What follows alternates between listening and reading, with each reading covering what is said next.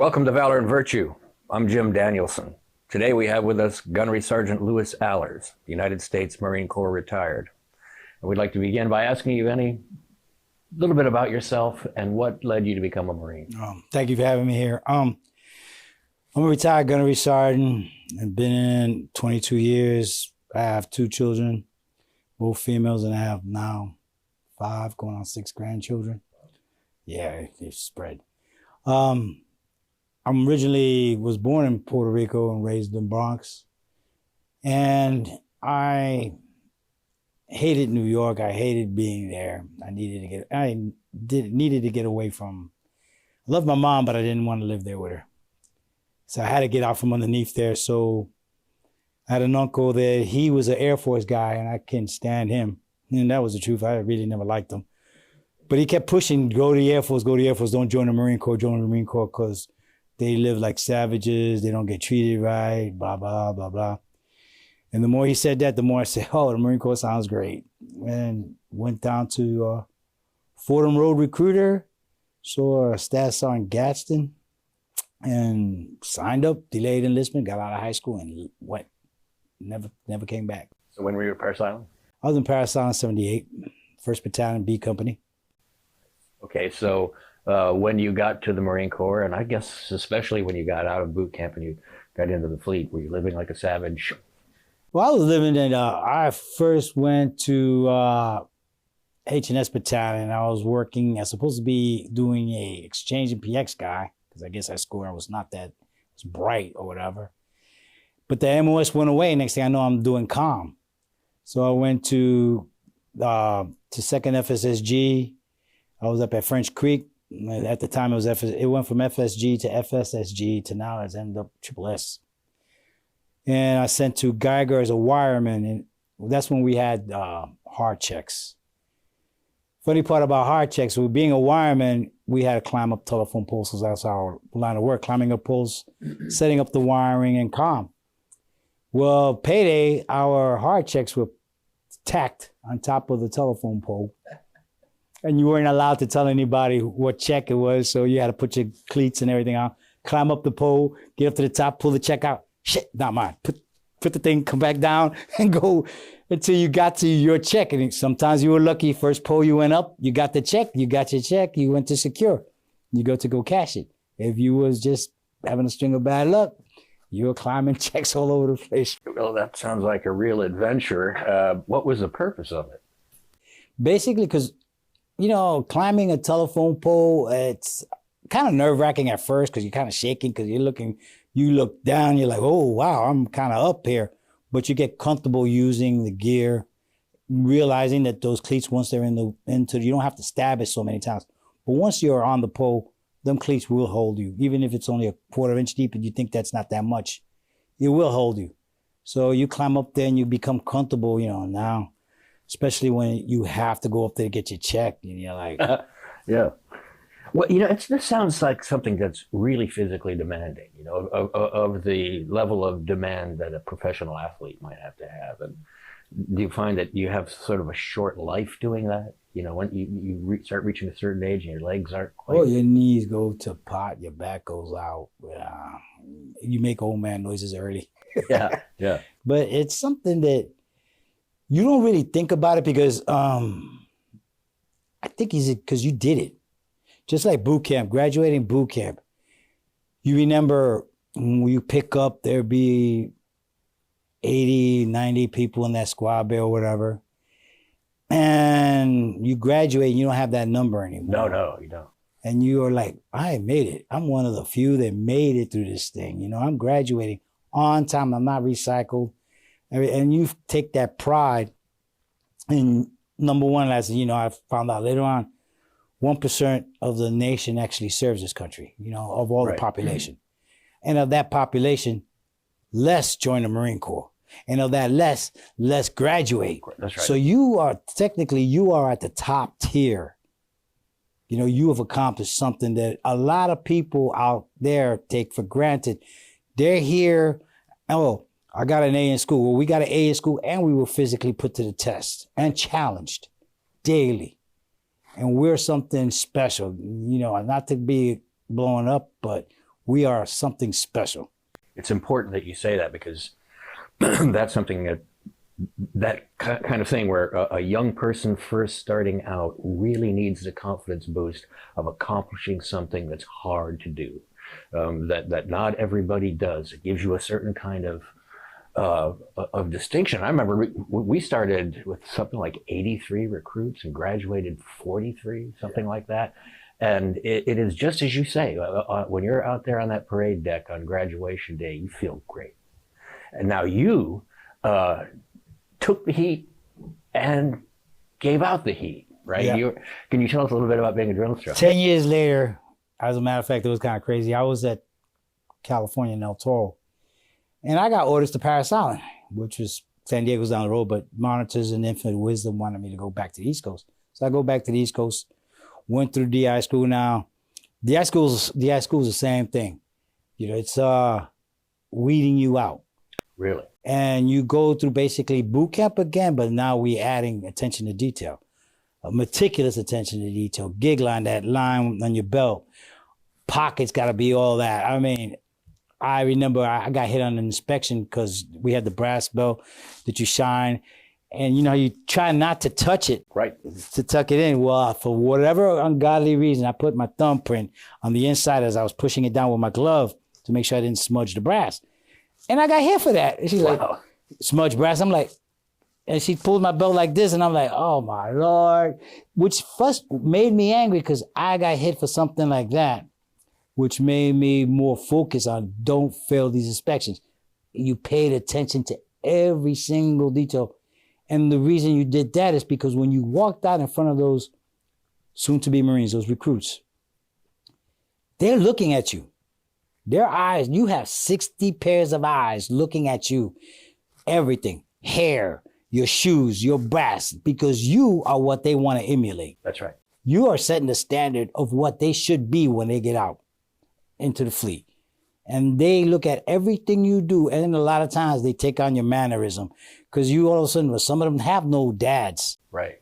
And you're the only male mentor that ever took time, and not that you're taking time to mentor them, you're treating everybody the same, but this is the only male mentoring they ever received in their entire life. And now they look at you as almost like their dad. You know, you're the evil dad, the good dad, whatever you want to call it, but you're the one that holds them to task, makes them do what they're supposed to do, and pushes them to their potential.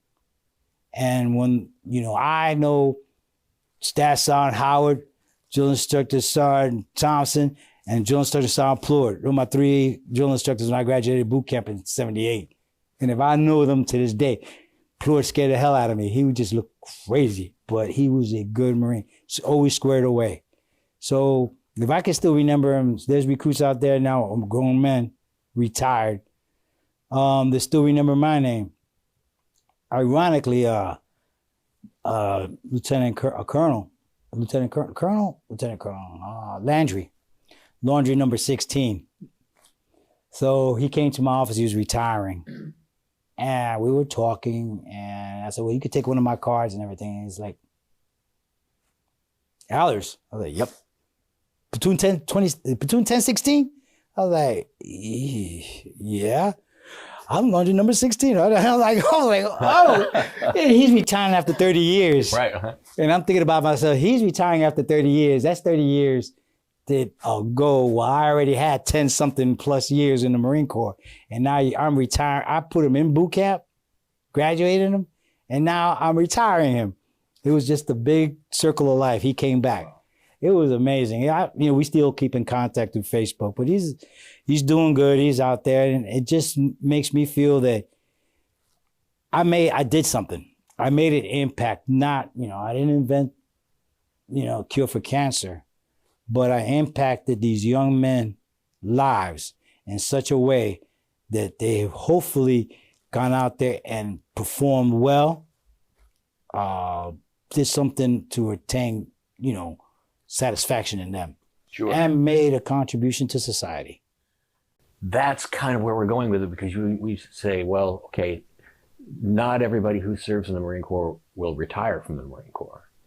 But wouldn't you say they will go back to society better able to be good citizens, better able to be good fathers, mothers, whatever it is. I take it you would agree with that. I do. I mean, I did, honestly, my first 4 years, I did get out. And I went back home and I realized I was back in the rut. I could not stand being in the same projects. I lived in 108 Avenue D and in the Lower East Side of Manhattan at the time. And I just couldn't see myself back into this nothing. I was insignificant. In the Marine Corps, I had a purpose. Here, I had no purpose. So truthfully, I went to the Air Force recruiter first. I walked in the door and I looked at him and he was like, "Oh, you're a Marine? Well, you only did 4 years. Yeah, come back on Monday. We'll look at you because, you're not brainwashed. You know how you Marines get." I was like, okay. And I'm looking at his uniform, like, it kind of irked me. So I walked out the door and I looked to the right and down the hall was a Marine Corps recruiter's door open. And I made a right face, went straight down there, showed him my DD-214. You want to come? I want to come back. And he said, "Oh, retread, huh?" "Yep." "When do you want to leave?" "So when can I leave?" "Friday." "All right, I'll be back." And never looked back. All right, go ahead. It's the thing is, when you have a purpose. Whether you want to admit, whether you like your job, you don't like your job in the Marine Corps, you have a purpose. You have a thing that you have to do. When you get out, it's easier to get that purpose, whether it's to continue the education, whether it's to whatever it is to fulfill it. You don't want to be a troop because you got leadership skills. Lance Corporal Schmuckatelli got more leadership skills than Sam Civilian. You know how to take charge and you know how to delegate. Those are things that are important. So when you go out there, an employer is looking at, he's a take charge kind of guy. He shows up for work every day. He's here on time. He has all his stuff together. I'm going to hire him. And then you start showing up and then other people start noticing that, hey, he's a go-getter. We need to promote him to supervisor or manager, and you excel because you bring that to, this is what they teach you in boot camp, what they instill in you in the Marine Corps, you take with you to the civilian world, which makes the worker, makes the job, and your community a better place because you're bringing leadership and steadfastness.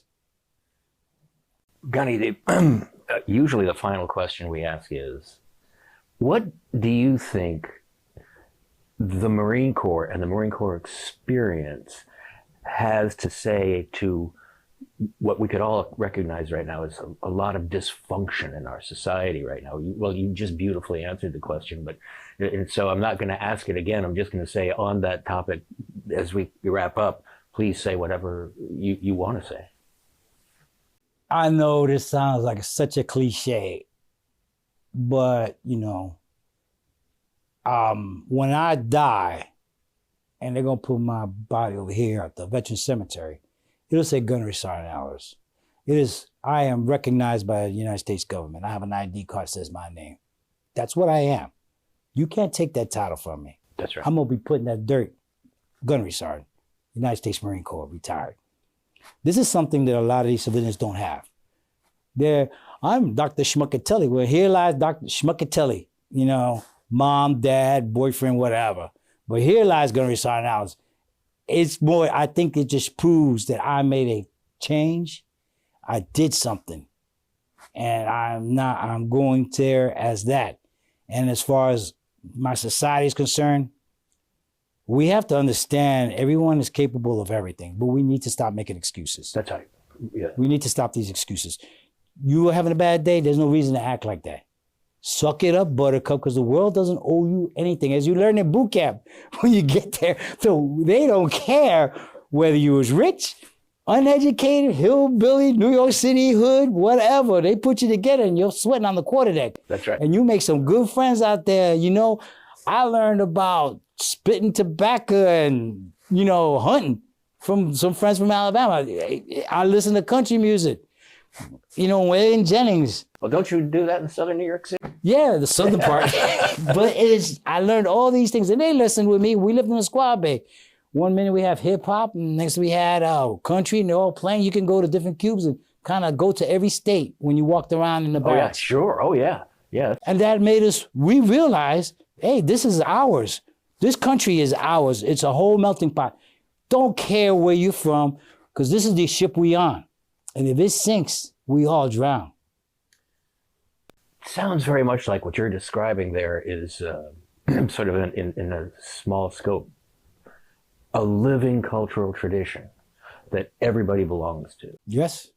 which is certainly, you know, And something. everybody has the EGA. Everybody, ego, globe, and That's anchor. right. That makes us all brothers. No matter where you came from, what religion, we're all brothers because we all know, we all been yelled at. We've all climbed on the quarterdeck. We've all wished we were never born, but we all did the same thing and we all made it. Well, Gunny, you make me wish you were my drill instructor when I was there, but I don't know about some of the recruits that'll tell you that. But yeah, it's a good thing, and I'm very proud of what I've done. as you should be. Gunnery Sergeant Louis Alers, thank you very much. Well, thank you for having me. I appreciate Yes, sir. it. Yes, Thank sir. you.